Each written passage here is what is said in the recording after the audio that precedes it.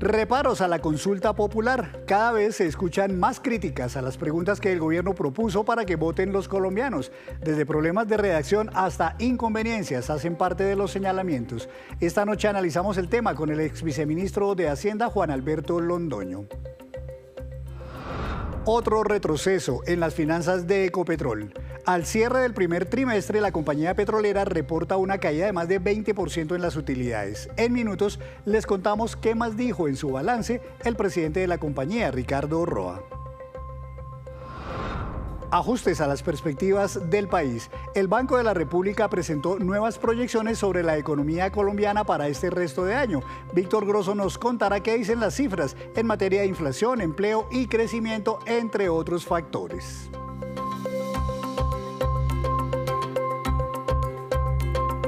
Y comenzamos esta emisión de Signo Pesos hablando de la consulta popular y de las críticas que desde diversos sectores se vienen presentando a estas preguntas que el gobierno llevará o pretende llevar a votación de los colombianos. Saludo al analista y ex viceministro de Hacienda, el doctor Juan Alberto Londoño. Doctor Londoño, buenas noches, bienvenido a Signo Pesos. Henry, buenas noches y como siempre es un gusto estar con usted en Signo Pesos. La verdad es que sí han salido críticas de muchos sectores a esta consulta. Usted ha sido uno de esos críticos. En términos generales y de manera breve, ¿cuál es el principal reparo que usted le ve a esta consulta popular? Henry, yo tengo un reparo muy grande que tiene que ver con la pertinencia de la consulta. ¿A qué me refiero con eso? La consulta por sí sola no genera derechos para los trabajadores. Esa consulta tiene que desarrollarse mediante una ley. Y si eso es la realidad, ¿para qué vamos a incurrir en un costo cercano a los 700.000 millones de pesos para tener que volver al Congreso? Porque además las preguntas están hechas de una forma tan equívoca o tan engañosa que lo único que van a hacer es que no se conviertan y no se traduzcan en un proyecto de ley claro. Voy a ponerle el ejemplo más sencillo. Dicen en la primera pregunta que si uno está de acuerdo con que la jornada laboral sea de 6 de la mañana a 6 de la tarde y dure 8 horas. Perfecto. Esa pregunta no dice nada y le voy a explicar por qué. Porque no dicen cuál será el recargo nocturno. Hoy el recargo nocturno existe y es del 35% a partir de las 9 de la noche. Pueden decir después que a partir de las 6 de la tarde el recargo sea del 10%, del 5%. No están diciéndole lo que le están vendiendo a los ciudadanos, que les están garantizando un recargo nocturno desde las 6 de la tarde. Puede ser del 1%. ¿Y eso cómo se sabrá? Con una ley. Ese es un ejemplo claro de las preguntas no están bien formuladas. La última pregunta dice que si estamos de acuerdo con crear un fondo para campo. Todos estamos de acuerdo con eso, que los atendamos. Pero para eso no necesitamos una consulta popular. El fondo se puede crear. Y en el momento en el que se diga cuál va a ser la asignación que se le va a dar, es decir, la mesada pensional que se le dé a los trabajadores del campo, nos tocará hacer una ley que diga en qué condiciones, cuando cumplan qué edad, porque nada de eso está dicho en la consulta. Con lo cual, esto solo es una forma de iniciar un proceso político en favor de los candidatos del gobierno, engañando a la población, porque la población no va a ver un cambio significativo en eso. Y el reparo adicional que existe, perdón Henry, el reparo adicional que existe, que es grandísimo, es que esta reforma solo está enfocada, o esta consulta está enfocada únicamente en los ciudadanos que hoy tienen trabajo formal. ¿Y qué pasa con toda la informalidad que hay en el país? Esto aumenta la informalidad al aumentar los costos de emplear a la gente. Sus críticas van incluso al tema, por ejemplo, de también los recargos que se deben pagar cuando se trabaja en domingos y en días festivos. Hay sectores como, por ejemplo, los restaurantes, los hoteles, que tienen obviamente una intensificación muy grande de jornadas laborales en estos días precisamente. Esto puede terminar encareciendo esa mano de obra y eventualmente también al consumidor final, que es el que los domingos, los días festivos, va a restaurantes, va a hoteles. Henry, es que es increíble, porque engañan a la gente. Hoy el recargo existe y es del 75% del salario mínimo. ¿Qué están diciendo? Volvámoslo del 100. Eso es aumentar cada hora en valor un 25%. Eso es mucha plata. Y yo no conozco el primer restaurante, yo no voy, voy a decir cualquier restaurante, a McDonald's, yo no voy a Presto, y me dicen, no, es que la hamburguesa el viernes vale 5.000 y el sábado vale 6.000 porque, o el domingo vale 6.000 porque tengo que pagar las horas extra. Les están haciendo más difícil contratar los domingos. Están haciendo que no se generen esos empleos porque los costos de producción de la empresa para vender esa hamburguesa son los mismos el lunes o el domingo y le va a vender igual el lunes o el domingo y le están diciendo no, pero tiene que pagar más. Eso lo único que hace es destruir empleo. Dice usted que además de engañosas algunas de esas preguntas, se terminan convirtiendo esto en promesas inviables. ¿Así de grave es el asunto? Claro que sí, Henry, porque hay una cosa que es adicional. Dicen que le demos licencia a las mujeres en situación de un periodo menstrual muy fuerte. ¿Eso qué va a generar? Si se llega a contratar a la mujer, va a generar un doble costo, porque durante ese tiempo le voy a pagar salario, pero al mismo tiempo en esa incapacidad tendré que contratar a otra persona y pagarle esos 5, 6, 7 días que dure incapacitada. Eso no lo paga nadie. Pagar esas pensiones o ese fondo pensional para los trabajadores del campo, ¿con qué recursos? Y las empresas no están produciendo más y se les están aumentando los costos. Entonces, todos estos beneficios no hay con qué pagarlos y se traducen en un engaño, en una falsa promesa, porque todos esperamos y todos queremos vivir mejor, pero es que uno no vive mejor por arte de magia, porque una ley lo diga. Uno tiene que atender las situaciones económicas, atender la capacidad económica de las empresas. Hoy nuestras empresas, si esta reforma laboral a partir de la consulta aparece, que van a tener un mayor costo. ¿Y eso qué va a hacer? Que inviertan menos, que ganen menos, y eso lo único que hace es contraer nuestra capacidad de generar nuevos empleos. Justamente, usted decía hace un momento que no se está pensando en los trabajadores informales, pero en el caso de los trabajadores formales, los que sí tienen hoy empleo, ¿por qué algunos analistas, entre ellos usted mismo, dicen se pueden perder miles de empleos? Henry, esto es muy sencillo. Usted hoy, de un salario mínimo, pongámoslo en un salario mínimo, usted paga casi un 65% entre primas, vacaciones, cesantías, seguridad social. Digamos que el salario mínimo fuera de 1.000.000. Al empleador le cuesta 1.600.000. Ahora con esta reforma, metiendo más temas de horas extras desde más temprano, los dominicales y todo lo demás, lo que va a hacer es que ya no le cueste 1.600.000, sino que puede ser 1.700.000 o 1.800.000. Y usted sigue ganando lo mismo como empleador. ¿Qué va a hacer? Pues en algún momento va a decir, para mantener mi negocio que tenía 6 trabajadores, pues me toca quedarme con 5, porque si no, no me dan los números para poder mantener los empleos. Cada vez que usted hace más costoso contratar, hace más difícil todas estas situaciones, le toca darle licencia a todas las personas que se enfermen durante todos estos días en esas condiciones. Lo único que le está diciendo es, va a costarle más a usted como empleador tener la posibilidad de generar puestos de trabajo y eso va a hacer que se destruyan. El Banco de la República, no lo digo yo, lo dice el Banco de la República en su análisis de la reforma laboral, que es el sustento para esta consulta, decía que se podrían perder cerca de 500.000 empleos por aplicar la reforma. Más allá también de los efectos económicos, habla usted de, digamos, los efectos políticos y el enrarecimiento del ambiente político en Colombia.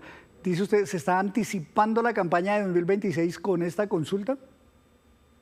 Claro que sí, porque lo primero que puede hacer es los candidatos del pacto histórico salir a plaza pública con recursos públicos a defender la consulta, porque la consulta puede tener un presupuesto que el gobierno nacional destinará. Ya sabemos que el presidente además utiliza todos los medios de comunicación y pondrá a todo el mundo a hablar de esto para no lograr un objetivo cierto, que es mejorar la condición de vida de los trabajadores. Ya dijimos que de los informales la empeora y de los formales tampoco es que la mejore, y lo único que va a hacer es adelantar, tener un discurso en plaza pública, tener medios de comunicación para hacer campaña, para distraernos de los problemas reales que estamos viviendo hoy y con eso adelantar el proselitismo político para su proyecto político. Pues doctor Londoño, estaremos muy pendientes de lo que pase en el Congreso de la República, en el Senado más estrictamente, que es donde darán pues la palabra final para que esto pueda finalmente llegar o no a manos de los colombianos y puedan votar. Así que volveremos a hablar sobre el análisis de lo que pase con esta consulta popular. Muchas gracias por estar en Signo Pesos. Henry, como siempre, un gusto y feliz noche. El ex viceministro de Hacienda, Juan Alberto Londoño. Hacemos así una breve pausa, pero cuando regresemos espere las intenciones del gobierno de reformar también el modelo de concesiones. Ya nos vemos.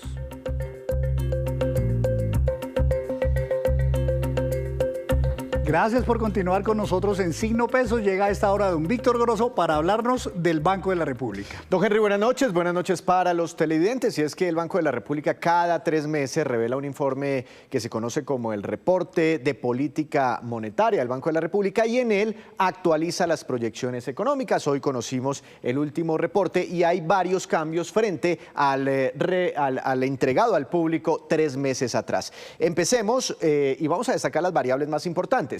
Una de las más relevantes, inclusive para el Banco de la República, su misión constitucional es la de controlar la inflación, moviendo sus tasas de interés, es este tema, la inflación. Y aquí hay un movimiento importante y tal vez es lo más destacado o lo más destacable dentro de este nuevo reporte. Sube la estimación del Banco de la República sobre la inflación con la que cerraríamos este año, desde 4,1 hasta 4,4%. Es decir, don Henry, otro año sin llegar a la meta del 3%. Mala noticia, ¿no? Sí, no es buena noticia y aquí es donde muchos se preguntan, hombre, si tenemos estas presiones inflacionarias todavía en el país, ¿por qué el Banco de la República decidió la semana pasada bajar su tasa de interés? Bueno, ahí está la incógnita.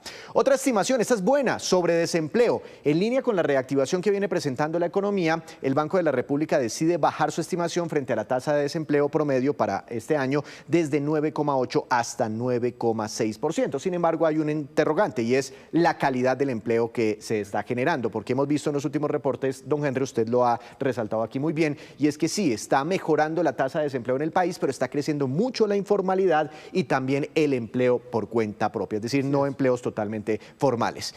Otra proyección no muy buena para el país, y esto pues no lo controlamos desde Colombia, es lo que pasa con la cotización del petróleo. Hace 3 meses el Banco de la República esperaba $73 promedio para todo el año, ahora está bajando esa proyección a $67 promedio para este año. Este dato de aquí estaba muy en línea con el precio del petróleo utilizado por el gobierno nacional para calcular todas sus previsiones este año. Y eso significa que si se cumple esta nueva proyección, don Henry, se va a ir abriendo poco a poco un roto fiscal más grande para Colombia por tema relacionado con los ingresos que se generan por la cotización del petróleo. A esto hay que ponerle mucho cuidado porque esto podría desestabilizar todavía más. Bueno, ya lo vimos en los resultados de Ecopetrol, que usted va a mencionar ahorita más adelante, desestabilizar aún más las finanzas de la nación. Y bueno, digamos que entre junta y junta el Banco de la República hace modificaciones a su proyección sobre el crecimiento de la economía, pero si calculamos esta proyección frente a la de hace 3 meses en este mismo informe, se mantiene estable la previsión, el crecimiento esperado para este año, 2,6% es lo que le apunta el Banco de la República y sería una cifra superior a la observada en el 2024, es decir, Colombia seguiría su camino hacia la reactivación. Don Víctor, muchas gracias. Pues mencionaba usted el tema del petróleo y ese tema tiene que ver mucho con esta noticia y es que hoy, como usted lo anticipaba, Ecopetrol reveló sus resultados y de nuevo se reporta una fuerte caída en las utilidades de esta petrolera. La compañía ganó 3.1 billones de pesos en el primer trimestre de este año frente a 4 billones de pesos que se había ganado el año pasado en el mismo periodo. Veamos qué más dijo Ricardo Roa, presidente de la petrolera. Resultados, ahí están. Estamos alcanzando al primer trimestre ingresos por 31.4 billones, una EBITDA de 13.3 billones de pesos y una utilidad neta de 3.1 billones de pesos. Siempre trato de dar la explicación de la diferencia entre el último o el trimestre último anterior al que estamos presentando y el actual, y entonces ahí ustedes van a ver por qué la utilidad neta muestra esa diferencia respecto del último trimestre que habíamos expuesto, son 0.8 billones asociados prácticamente a Brent, 0.1 billones asociados a inflación y 0.3 billones a TRM. Hay una diferencia que suma 0.6 billones en el resultado de la utilidad neta. Y en otras noticias, hay alerta entre las empresas privadas del sector de la infraestructura ante los anuncios de cambio que el gobierno quiere introducir en el modelo de las concesiones, y de lo cual hablaron tanto el presidente Petro como la ministra de Transporte en las últimas horas. Según voceros del sector, se podría afectar la operación y la construcción de grandes proyectos de infraestructura en el país. En el país hay 19 aeropuertos, 47 vías, 63 puertos y 4 vías férreas concesionadas, es decir, que fueron construidos o son operados por empresas privadas. Los posibles cambios en esas concesiones anunciadas por el gobierno impactaría el total de esos proyectos, pues para el presidente de la República y la ministra de Transporte, en el trabajo que hoy realizan las concesiones se debe tener una mayor participación del Estado. La Cámara Colombiana de Infraestructura aseguró que los proyectos deben mantenerse en manos del sector privado para garantizar su efectividad. Entregar de nuevo el manejo de los puertos y los aeropuertos al Estado sería regresar al pasado en materia de ineficiencia y corrupción. Por su parte, el gremio de las exportaciones e importaciones en el país le preocupa que retorne una operación de puertos pública. El control de las mercancías lo perdió. Eso no lo va a resolver el presidente cambiando a los operadores portuarios o cambiando el modelo que, repito, ha sido exitoso en materia de operación portuaria. La Contraloría afirmó que en todo caso, desde lo público o lo privado, los proyectos deben ejecutarse. Estoy completamente de acuerdo con que el gobierno nacional sea muy riguroso en la exigencia de que los concesionarios cumplan cabalmente con sus obligaciones. Considero que la nación, como contratante, desde luego, tendrá la obligación de cumplir con lo pactado, especialmente en lo que tiene que ver con el aporte adecuado de vigencias futuras y el pago oportuno de la contraprestación al concesionario una vez sean recibidas a satisfacción las obras, los servicios y las unidades funcionales. Una de las recomendaciones de los gremios es que, en cambio de reducir la participación del sector privado en esos proyectos, el gobierno pueda revisar el valor que esas concesiones hoy pagan por el uso de terrenos públicos donde operan puertos, vías y aeropuertos. Y antes de despedirnos, los dejo con este dato. En Colombia la inflación sigue siendo una preocupación, pues se mantiene por encima del 5%. Sin embargo, en otros países está mucho más alta. En Argentina está por encima del 55%, en Turquía 37%, Nigeria 24%, en Venezuela 23% y en Ucrania por encima de 14%. Y así terminamos por hoy. Los esperamos mañana con una nueva emisión y toda la información económica que usted necesita saber. Esto es Signo Pesos, la economía al alcance de su pantalla. Buenas noches.